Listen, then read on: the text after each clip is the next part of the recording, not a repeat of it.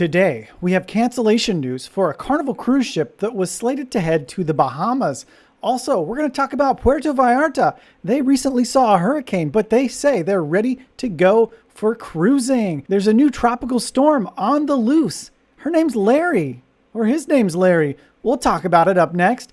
Also, we're going to give you the update on the restart of cruising. We have over 200 ships back out on the seas. We'll give you some resources to find some new itineraries that weren't available until now. Plus, we reveal our giveaway winner. All that and more next on Midships.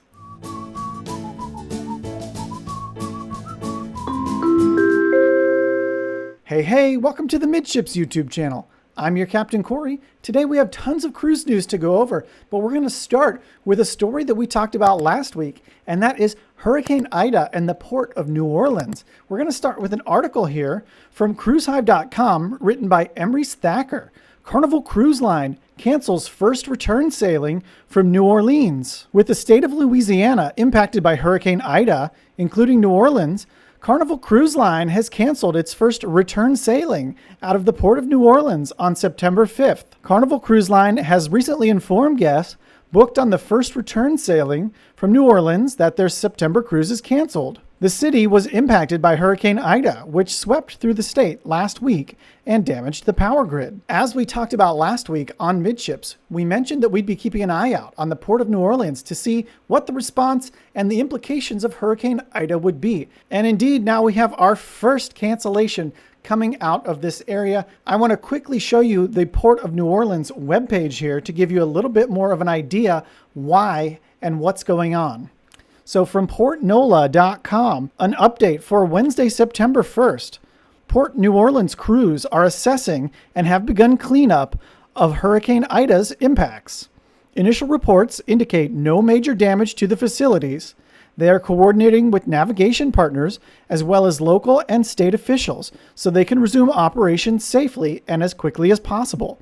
They'll continue to monitor the situation and provide updates as more information is received. So if you look down on this page a little bit more, it gives you sort of an idea of the task that the local officials are going to face to get these vessel operations back online for the Port of New Orleans. So we expect the U.S. Coast Guard port captain to reopen the river below mile marker 106 by midnight tonight, with possibility for restrictions to the daylight hours. So essentially what's having to happen is not only is there visible damage that's occurred to the port, to facilities, we probably have windows, shingles, all of this type of situation that's going to need to be looked at. And thank goodness they say it's minimal or no damage.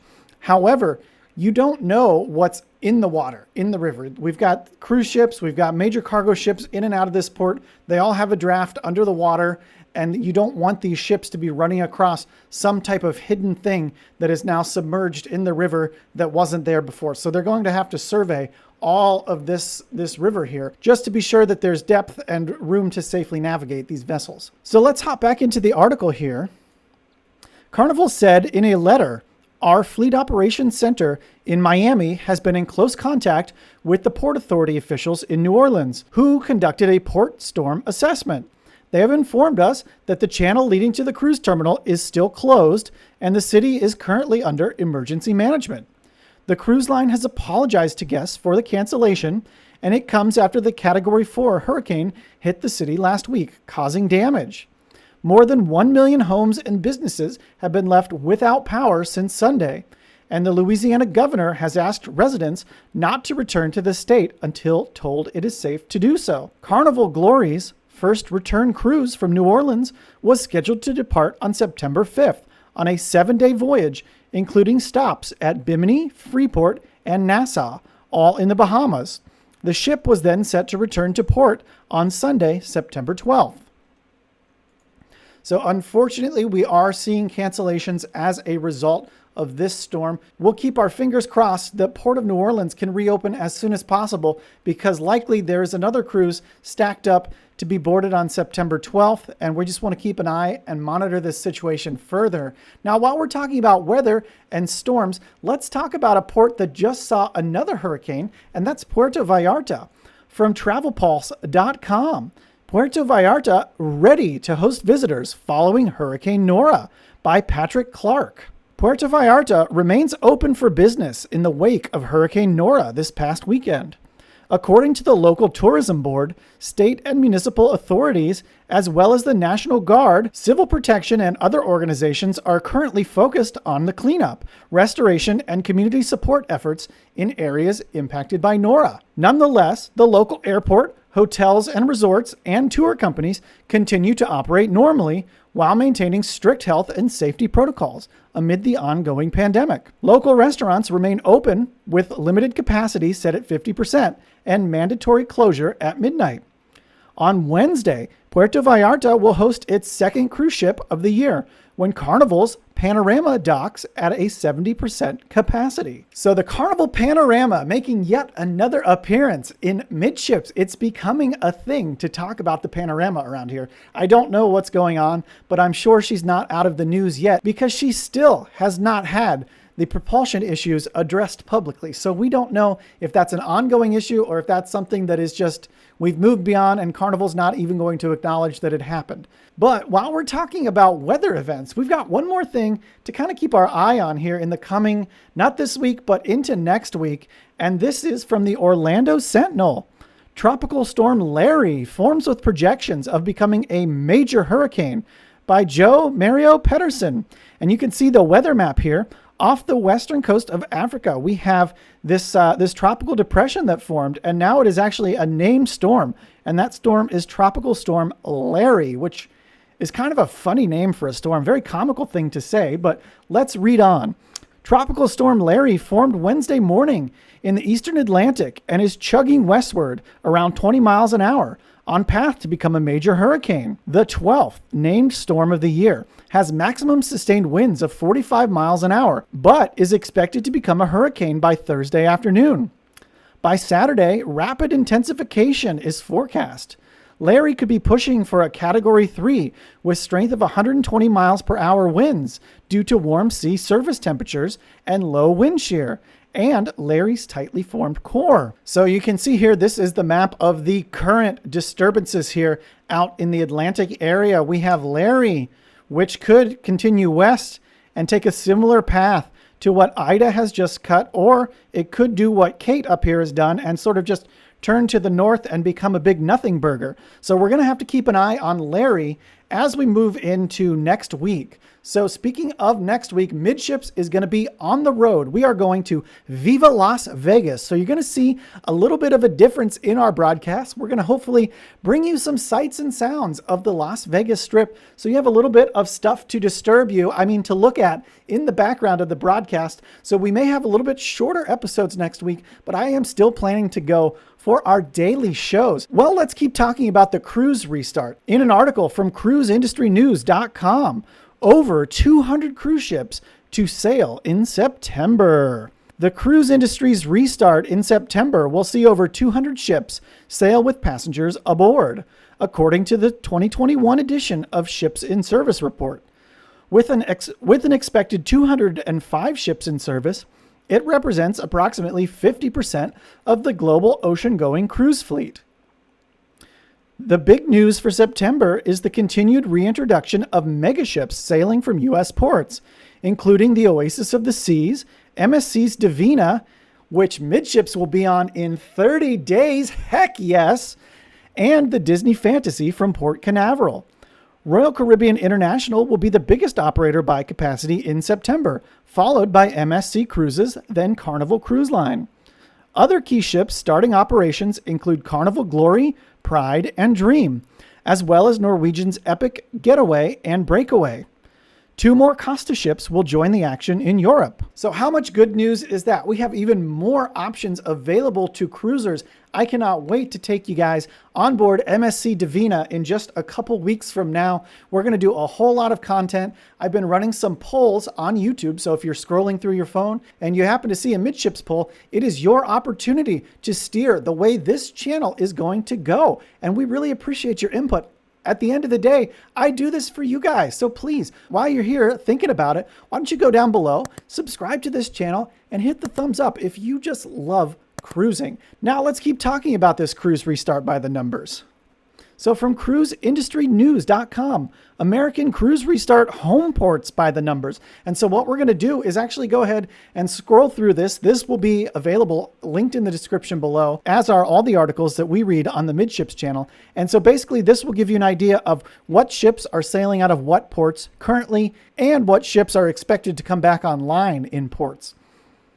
So with the uptick in the cruise restart, U.S. home ports across the country are welcoming cruise ships back. As more vessels are reactivated, a total of 18 ports will be home to cruise ships between August and December. With 7 ships currently in service, Miami leads the way in the cruise restart, and they'll see up to 27 vessels returning by the year's end. 2 other home ports in Florida follow: Port Everglades with 20 ships and Canaveral with 13. On the West Coast, Los Angeles and Seattle are going to be seeing the biggest number of cruise ships this year, with San Diego completing the top 3.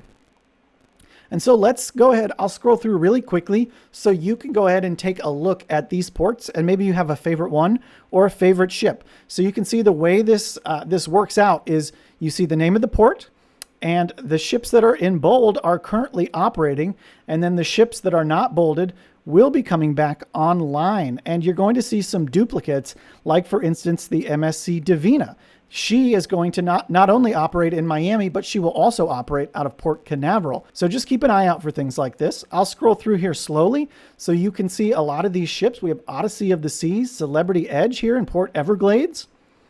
Port Canaveral is going to see the Mardi Gras, which is already sailing. We have Disney Fantasy, MSC Divina coming back. One of my personal favorites, the Carnival Liberty, and MSC Meraviglia is going to be running, I think, 2 itineraries out of Canaveral later this year. Over on the West Coast, we can see Seattle, Washington. They're open for business with 8 ships in service. Galveston, Midships will be sailing out of Galveston later this year. We can see almost half of their fleet is back on the seas. LA just has the Panorama, the famous Panorama, but we're getting there. Port Tampa, New York with an Oasis class vessel for the first time ever. And we can see San Diego, New Orleans, the Glory just had that cruise canceled this weekend. And rounding out, we have some other smaller ports. So I'll just go ahead and scroll through quickly, and you can take a look at these on your own time. Now we have a little bit of scary news coming from a Carnival ship who had to contact passengers that were on board and inform them of a Legionnaires Disease outbreak that occurred on their recent cruise. So let's talk about this. This is from cruisehive.com by Robert McGilvery. Post-cruise update email sent to Carnival Horizon guests regarding Legionella. Carnival Cruise Line is working with the CDC after being informed that 2 passengers that traveled with the line contracted Legionnaires Disease. The ship in question, Carnival Horizon, has undergone extensive testing prior to the next voyage departing. This disease is often associated with areas of aerosolized water, such as a jacuzzi or a fountain. Still, it is also at home when water remains stagnant for a long time, such as when a cabin is unoccupied and water in the tap remains stagnant.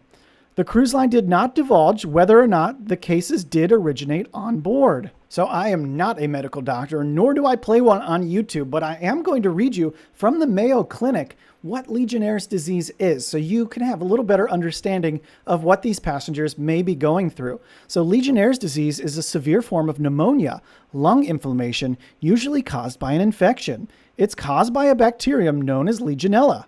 Most people catch the disease by inhaling the bacteria from water or soil.